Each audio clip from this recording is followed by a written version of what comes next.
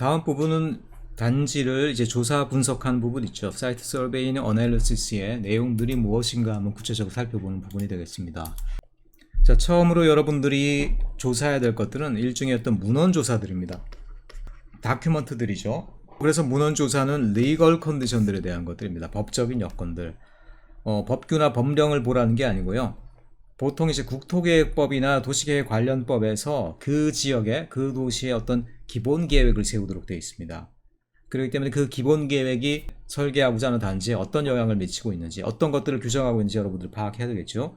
그래서 국토계획이나 아니면 도시 기본 계획과 관련된 내용들, 또 지역의 어떤 여러 가지 조닝 코드, 건축법적인 내용들, 그런 것들에 대해서 여러분들이 파악해 볼 필요가 있겠습니다. 또 하나 더 추가를 하자라고 하면은 그 사이트의 어떤 토지 소유 관계가 어떻게 되는가, 이런 부분에 대해서 여러분들이 좀 파악해 볼 필요가 있겠죠. 그 다음으로는 이제 입지에 대한 분석입니다. 입지 특성에 대한 분석들이 되겠는데요. 여러분들이 직접 입지를 찾는다기보다는 여러분들에게 입지가 주어지는 경우들이 많죠.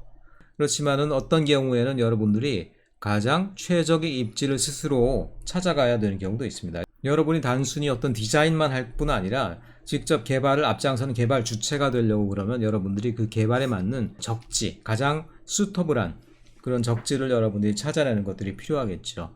자, 적지 분석을 위해서는 이제 그 입지를 둘러싼 다양한 사회적이고 경제적인 여건들을 살펴봐야 되죠.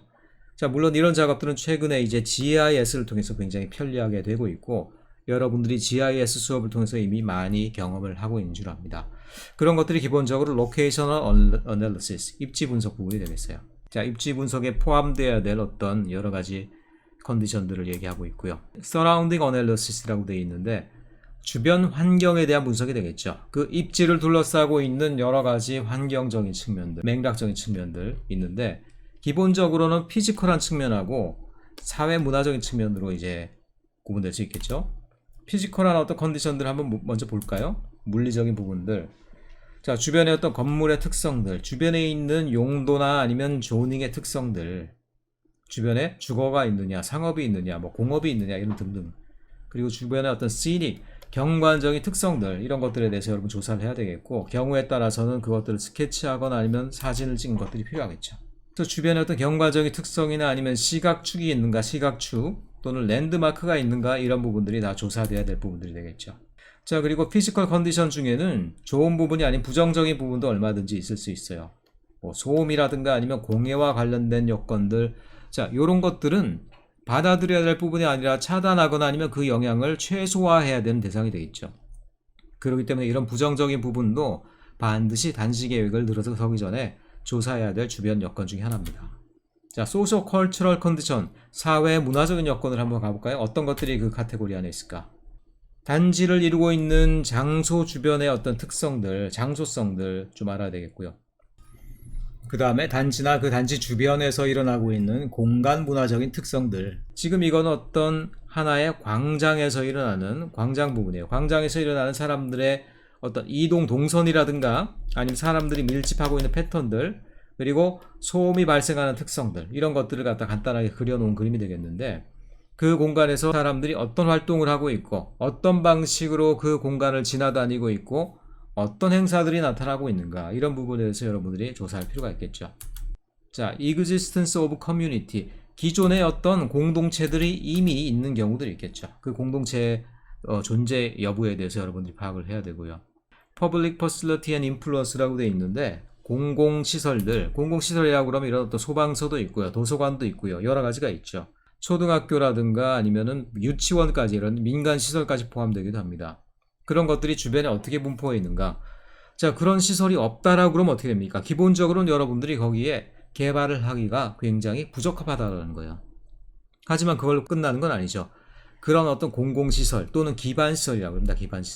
기반시설이 부족하다라고 그러면 여러분들이 설계하는 단지 내에 그 기반시설을 직접 설치함으로써, 그럼으로써 거기에 어떤 주거단지가 들어설 수 있는 환경을 여러분들이 스스로 마련하는 경우도 있을 수가 있겠죠. 자, 그 다음엔 역사적인 빌딩이나 어떤 기념비들, 역사적 유적들이 있는가라는 부분이 나오고 있습니다.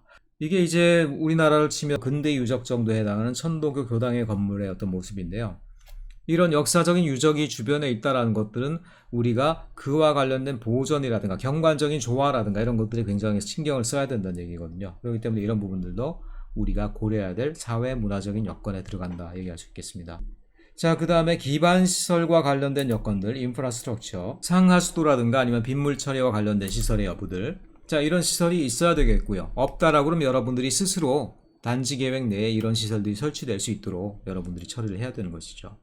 그리고 어떤 학교라든가 학교 중에서도 초등학교 같은 경우는 주거지역이 성립될 수 있는가 없는가에 굉장히 중요한 역할을 합니다. 초등학교가 없이는 사실 단지 계획이 될 수가 없어요. 중학교, 고등학교, 대학교만 하더라도 다른 지역에 있는 학교들을 이용할 수 있습니다. 하지만 엘리먼터리 스쿨, 초등학교는 바로 주거지 내부나 인접지에 입지해 있지 않다라고 그러면 거기에 사람들이 살 수가 없는 것들이죠. 그렇게 굉장히 중요한 것들이 이 스쿨들, 특별히 초등학교의 어떤 존재입니다. 그 외에도 어떤 사회복지시설과 관련된 그런 여건들이 충분히 갖춰져 있는가 이런 부분들을 여러분들이 고려를 해야 되겠죠. 그리고 그런 기반시설들이 현재는 부족하지 않는가, 미래에는 부족하지 않을까. 자, 기존에는 거기가 충분히 기반시설이 공급되면서 잘 살고 있었어요. 하지만 우리가 인구 5만짜리 단지를 거기에 새로 설계한다? 그렇게 되는 경우는 거기에 있는 기반시설의 용량들이 초등학교라든가 아니면 상하수도의 용량이 넘쳐날 수도 있겠죠. 그런 부분까지를 고려해 가면서 단지 계획의 여건들을 여러분들이 조사해야 된다는 것이죠. 자, 그리고 단지 내부의 컨디션에 대한 조사도 필요합니다. 인터널 컨디션, 단지 내부의 것들. 자, 단지 내부의 어떤 지형이라든가 경사도, 특별히 지형과 경사도는 굉장히 중요한 요건이에요. 왜냐? 지형이 이렇게 돼 있다. 근데 거기다가 이렇게 건물을 세울 수는 없죠. 지형이 예를 들어서 이렇게 심각하게 돼 있다라 그러면 여러분들이 거기에 예를 들어서 주택을 넣을 때도 이렇게 어떤 스키 플로어 형태로 건물을 넣는다라든가 이런 어떤 대안들이 필요하겠죠. 그런 대안들이 고려되기 위해서는 지형이라든가 경사도의 분포 이런 것들이 굉장히 중요합니다. Ground Related Condition, 그러니까 지반과 관련된 요건들을 여러분들이 파악하는 것들이 굉장히 중요하다 말씀드립니다. 자, 요 그림은 뭐냐면 실제 요 단지 부지 짙은 부분도 있고 약간 옅은 쉐이드들이 있는데 그것들은 뭐냐면 경사도를 얘기해요. 경사도라는 건 뭐냐? 땅이 이렇게 지나가면요. 자, 요 거리가 예를 들어서 요 거리가 100m다. 100m라고 그래요. 100m 가는 동안에 위로는 예를 들어서 10m가 올라갔다. 그럼 요 경사는요, 이거는 10%의 경사를 얘기해요. 10%.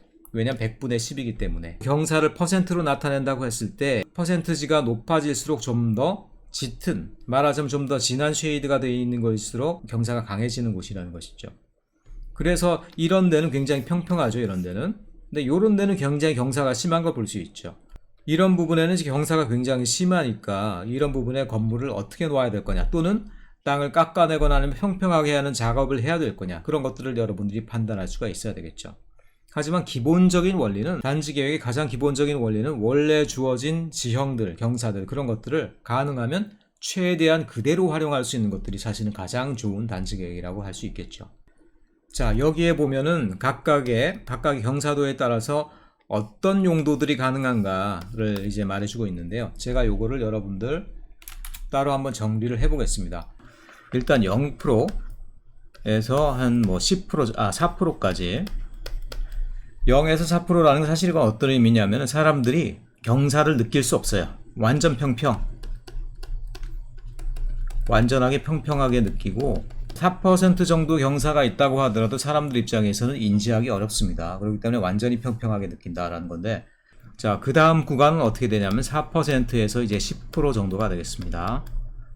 그 다음은 10%에서 20% 정도 구간이 되겠어요. 그 다음에 20에서 25% 정도의 구간, 그 다음에 그 이상.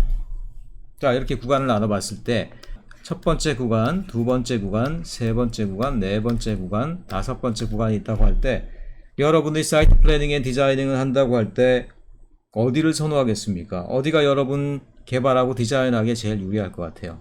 아마 여러분들이 여길 고르려고 그러겠죠? 실제로는 그렇지 않습니다. 완전히 평평한 곳에는 큰 단점이 있어요. 영어로는 드레이니지라고 그러는데 빗물이 빠지는 걸 얘기해요. 빗물이 흘러나가는 것들. 완전 평평하면요, 이런 땅은 사실은 자연계에는 거의 없어요. 왜냐, 이런 데는 바로 물이 고여서 습지가 되거나 아니면 뭐 홈이 파이거나 이런 데가 되기 때문이죠. 실제로 이렇게 완전히 평평한 곳은요, 물이 흐르지 않기 때문에 오히려 개발하는 입장에서는 불리해요. 일부러 약간의 경사를 만들어야 돼요, 인위적으로. 그래서 좋을 것 같지만, 이상적으로 좋을 것 같지만 실제로 그렇게 좋은 곳은 아니다. 사실은 사람들이 얘기하기를 여기가 제일 개발에 유리한 땅이다 라고 얘기를 합니다. 왜냐? 적당히 평평하면서도 어떻게 됩니까? 약간의 동적인 기울임이 있어. 약간의 경사가 있는 것들이 물도 잘 흐르고요. 사람들 개발이나 여러 가지 입장에서도 좀 더 편해. 그렇기 때문에 굉장히 유리하더라는 것이죠. 편익시설이나 남녀노소 다 이용하는 어떤 중심시설. 자, 요런 것들은 당연히 이렇게 경사가 거의 없는 2단계 구간 정도에 놓여야 되고요. 그 다음에 땅만 충분하다라고 그러면 뭐 주거 기능 같은 경우도 당연히 이쪽이 유리하겠죠. 그래서 이 구간 같은 경우가 이제 조금 더 개발이 유리한 땅이다라고 보통 얘기해요. 사실 3 같은 경우는 어떻습니까? 여기는 약간의 여기서부터는 이제 언덕 지형이 탄생해요. 언덕 지형. 그리고 경사가 느껴집니다. 경사가 상당히 느껴져요. 하지만 여전히 개발 가능합니다. 하지만 약간의 변형이 필요해요. 약간의 변형이란 뭡니까? 경사가 이렇게 좀 있으니까 여기다 건물을 지으면 어떻게 돼요?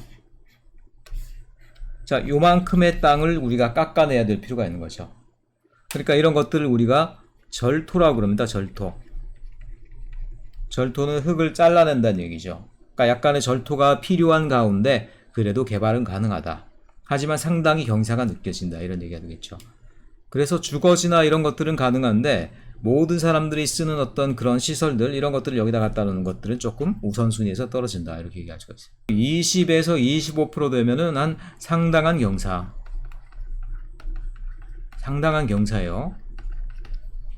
자, 개발을 하려면 억지로 해야 됩니다. 억지로. 평범한 개발이 아니라 경사에 최적화된 개발을 해야 돼. 그 말은 무슨 얘기입니까? 예를 들어서 아까도 얘기했지만, 자, 경사가 이렇게 져 있다. 건물을 이렇게 짓기에는 건물이 땅을 너무 파고 들어가죠? 그러니까 어떻게 됩니까?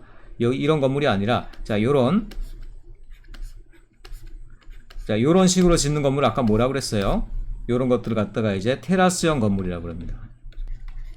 그러니까 테라스형 타입이라든가 아니면 또 다른 형태의 디자인을 통해서 경사와 어우러질 수 있는 어떤 그런 형태를 개발한다라고 하면 여러분 그것은 가능하지만 그렇지 않고 이 경사를 무시하고 바로 일반적인 개발을 한다라고 할 때 사이트 플래닝이 굉장히 어려워지는 그런 단계란 말이에요. 자, 그리고 나서 25% 이상이다라고 그러면 여기는 사실은 뭐냐?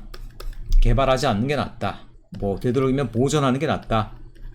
왜냐? 이렇게 경사가 높은 곳은 사실은 대부분 어떤 곳이겠습니까? 물이 급류로 흐르거나 아니면은 산골, 숲인 경우가 많아요.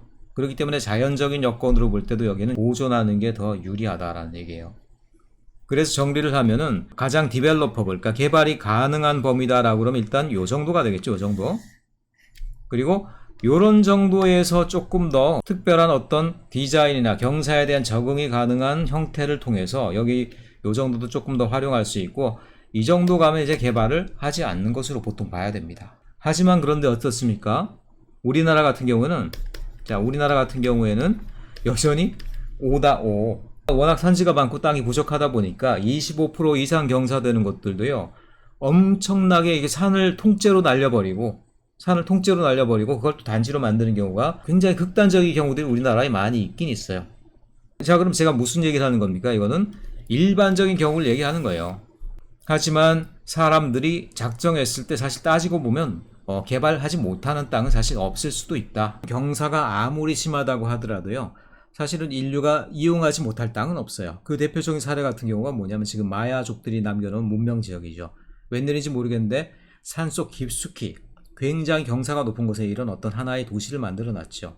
사실 따지고 보면 인류로서는 개발하지 못할 땅은 없다. 하지만 일반적인 원리로 봤을 때는 2, 3 그리고 4 정도까지가 개발의 마지노선이 아니냐. 보통 여러분들이 이렇게 정의를 하면 되겠어요. 자, 그리고 이 말은 뭐냐면 여러분들이 자연계에 있는 이런 경사를 그대로 이용해야 된다는 뜻은 아니에요. 경우에 따라서 여러분들이 개발하면서 땅을 새롭게 지형을 만들어 가야 될 때 여러분들이 개발 가능한 땅의 경사도를 조정한다고 할 때 이런 정도 범위 내에서 조정하면 되겠다. 이렇게 거꾸로 정의해 볼 수도 있겠죠. 자, 그런 차원에서 이걸 여러분들이 받아들이면 되겠습니다. 일단 적어도 여러분들이 요 구간 경사도의 의미에 대해서는 여러분들이 잘 파악해 두시면 좋을 것 같습니다. 자, 그 다음에 우리가 또 분석해야 될 것들은 뭐냐? 그 사이트의 어떤 잠재력들. 잠재력이라는 거는 그 사이트가 가지고 있는 장점들이 있죠. 뭐 환경이라든가 아니면 사회문화적인 장점들이 있고 또 단점들이 있더라는 거예요. 그래서 단점들은 이제 우리가 극복할 수 있는 그런 어떤 여러 가지 대안들을 모색하기 위해서 단점에 대해서 우리가 분명히 찾아낼 필요가 있다. 이런 얘기들을 하고 있고요. 자, 그 다음으로 우리가 봐야 될 것들은 접근성이 되겠죠. 접근성. 접근성이라는 건 사람들이 결국 그 단지 안에서만 사는 건 아니거든요. 바깥으로 나가고 들어오고 계속적인 흐름이 나타나더라는 것이죠. 그렇기 때문에 그 주변과의 어떤 연결관계, 그 다음에 교통의 흐름들, 이런 것들에 대해서 우리가 미리 잘 파악하고 있어야 되겠다. 대중교통망이라든가 아니면 도로의 어떤 형태라든가 아니면 주차장의 어떤 문제라든가 이런 것들, 또 보행으로도 접근이 가능한가, 이런 부분에 대해서 우리가 잘 알고 있어야 되겠다는 겁니다. Feasibility Analysis, 한국말로는 이제 타당성 분석이라는 건데요. 아까도 얘기했지만 이거는 주로 경제학적인 분석이죠. 그리고 마케터빌리티한 분석이죠. 그래서 마케터빌리티를 분석하려면은, 자, 이 땅을 디자인하고 났을 때 얼마나 이것들이 사람들에게 잘 팔릴 것인가, 거기에 대한 분석들이 사실 기초가 될 수밖에 없죠. 그렇기 때문에 자, 우리가 설계하려는 그 상품, 주택이 되었건 아니면 건물이 되었건 아니면 단지의 환경이 되었건, 그런 것들을 사람들이 얼마나 원하고 있는가에 대한 시장 분석이 돼야 되겠죠. 그리고 그런 것들을 원하는 수요자들이 충분히 있는가라는 인구 분석, 디모그래픽 리서치라고 합니다. 그런 것들이 돼야 되겠죠. 그리고 그 지역의 어떤 경제력이, 사람들의 경제력이 어떻게 되는가, 그런 데 대한 어떤 경제적인 분석도 돼야 되겠죠. 이런 것들을 종합할 때 우리가 만들어 놓은 사이트들이 과연 팔릴 수 있는가, 팔고 나서 이윤을 우리가 얻을 수 있는가라는 데 대한 타당성 분석이 이루어질 수 있겠죠. 그 다음에 이제 환경적인 분석이에요. 환경적이라는 거는 뭐 자연환경과도 종합적인 어떤 여건들을 얘기합니다. 나무, 식생의 분포라든가 아니면 뭐 동식물의 분포들, 그 다음에 어떤 강수량이라든가 아니면 물의 어떤 수계, 물의 흐름이라든가 이런 것들, 그런 것들을 우리가 잘 알아야 되고요. 실제로 건물을 지을 때는요, 물의 흐름이 굉장히 중요합니다. 물의 흐름을 고려하지 않으면요, 건물이 침수가 되고 녹이 슬고 곰팡이가 끼고 이렇게 되면서 금방 또 이제 문제가 되는 건물들이 많이 생기기도 하고 그래요.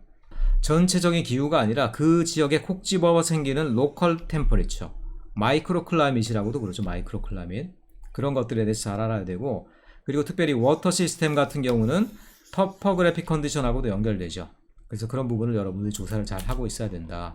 자, 처음 나오는 그림은 뭐냐 하면은 지형이 이렇게 복잡하게 생겼을 때 그런 것들이 물의 흐름, 그리고 나무, 식생의 발생과 어떤 관계를 가지는가를 이제 보여주는 그림인데, 보시면 알겠습니다만 평탄하다가 갑자기 이렇게 굴곡이 지는 이런 쑥 파인 곳 있죠. 이런 곳은 기본적으로 개천, 하천이 흐르게 되고 물이 고이게 돼요. 습지가 되는 거죠.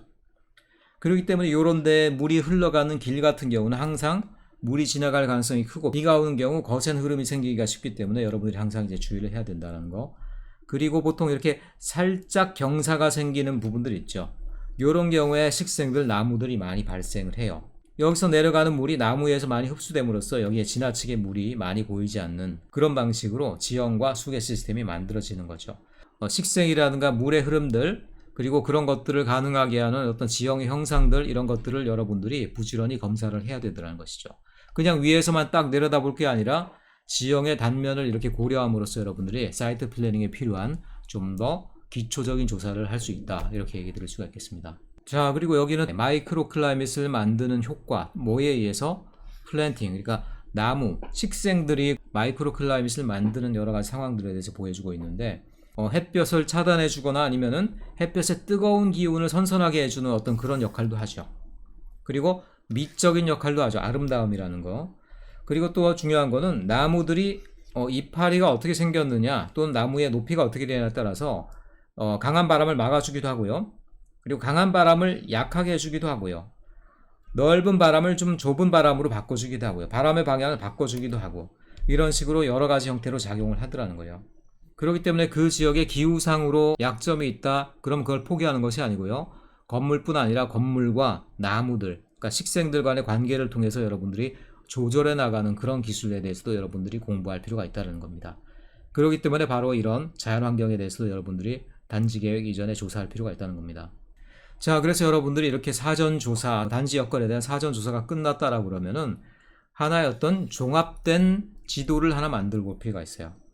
그동안 여러분들이 조사한 것들이 한 뭐 100장의 지도에 따로따로 다 나와 있다. 굉장히 복잡하게 되어 있다. 그러면 여러분들이 그거를 종합적으로 단지 설계에 반영하기가 쉽지가 않죠. 그렇기 때문에 가장 중요한 사항들만 딱 한 장의 지도에 요약해서 넣는 것들이 가장 좋은 방법입니다. 어떤 식으로 하냐? 역시 이것도 케빈 린치 책에 나와 있는 이제 사례 그림이 되겠는데, 자, 이렇게 생긴 부지가 있어요. 그 부지 내에서 여러 가지 필요한, 우리가 단지 계획에 필요한 여러 가지 정보들이 요약되어 있어요. 자, 지형을 표현하는 이런 등고선들이 나타나 있기도 하고요. 기존의 시설들이 어디에 있느냐 이런 것들이 나타나고 있기도 하고요. 외부로서의 어떤 비스타, 경관은 어디서 이렇게 바라보이는가 이런 것들이 표현되어 있기도 하고요. 또는 겨울에 차고 날카로운 바람이 어디서 오는가 이런 마이크로 클라이밋에 대해서도 나타나 있기도 하고요. 자, 이런 것들이 이 지도 안에 종합적으로 다 표현되어 있습니다. 그래서 이렇게 종합적으로 표현되어 있는 하나의 서머라이즈드 맵을 만든다라고 그러면, 여러분들이 그리고 이 맵을 여러분 프로젝트 팀 내에서 공유하고 있다라고 그러면 이걸 통해서 여러분들이 얼마든지 다양한 대안을 발전시킬 수 있고, 그러면서도 여기 나와 있는 동일한 요건들을 다 이제 반영하는 그런 사이트 플래닝을 여러분들이 해나갈 수가 있다는 겁니다. 그래서 다시 한번 요약해 봅시다. 사이트를 조사하고 분석하는 여러 가지 요인들이 있어요. 물리적인 요인들, 사회문화적인 요인들, 또 자연환경 요건들. 우리가 이 모든 것들을 다 이렇게 상세하게 조사할 수는 없어요. 하지만 우리가 그 모든 것들에 대해서 접근 가능한 범위 내에서는 충분히 조사를 해야 되고요. 조사한 그 모든 것들은 하나의 지도에 종합적으로 표현하면서 이 지도를 만들어서 결국 이후에 있을 대안 개발과 실제 단지 계획과 디자인을 만들어 나가는 과정에 주춧돌로 삼아야 된다는 것들, 그런 것들 여러분들이 이해하시면 좋을 것 같습니다. 자, 이상으로 이번 강의는 마치도록 하겠습니다. 수고하셨습니다.